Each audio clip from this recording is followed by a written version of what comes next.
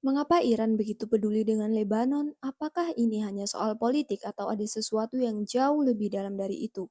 Jika kita hanya melihatnya melalui kacamata geopolitik modern, mungkin kita sedang melewatkan cerita yang sebenarnya. Karena hubungan Iran dan Lebanon tidak dimulai hari ini, melainkan berabad-abad sebelum negara-negara modern terbentuk.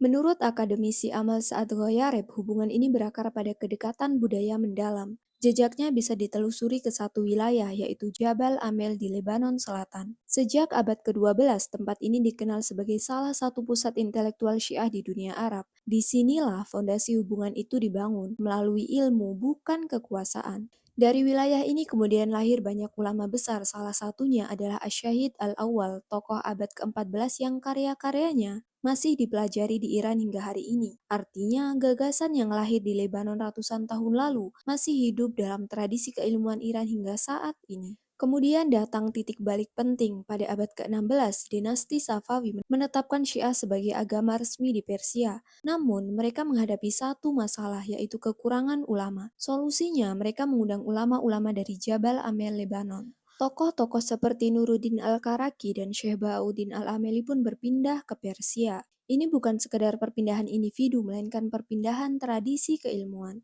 Dari sini kemudian muncul fenomena agama lintas batas, di mana identitas keagamaan Syiah 12 imam berfungsi sebagai kerangka pemersatu yang memfasilitasi sirkulasi ide, praktik, dan otoritas keagamaan yang melampaui batas-batas negara.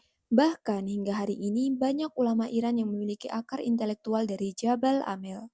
Namun perjalanan ini tidak selalu berjalan mulus. Komunitas Syiah di Lebanon mengalami sejarah panjang marginalisasi dan tekanan sejak era Ottoman hingga masa modern. Dari pengalaman ini kemudian terbentuk kesadaran kolektif tentang penderitaan dan perlawanan. Dan semua ini berakar pada satu peristiwa penting, yaitu Karbala, sebuah paradigma yang membentuk cara pandang mereka terhadap dunia. Menariknya, hubungan Iran dan Lebanon bukanlah hubungan searah. Ini bukan tentang dominasi, melainkan proses interaksi yang kompleks. Syiah di Lebanon tetap mempertahankan identitas budaya dan keagamaan mereka sendiri, sambil tetap terhubung dengan jaringan keilmuan global. Contoh yang sering disorot adalah Hizbullah. Meskipun memiliki kedekatan ideologis dengan Iran, identitas mereka tetap berakar kuat pada konteks sosial dan sejarah Lebanon. Karena itu, hubungan ini tidak bisa dipahami sebagai subordinasi politik semata, melainkan sebagai kemitraan yang terbentuk dari sejarah panjang dan pandangan dunia yang sama.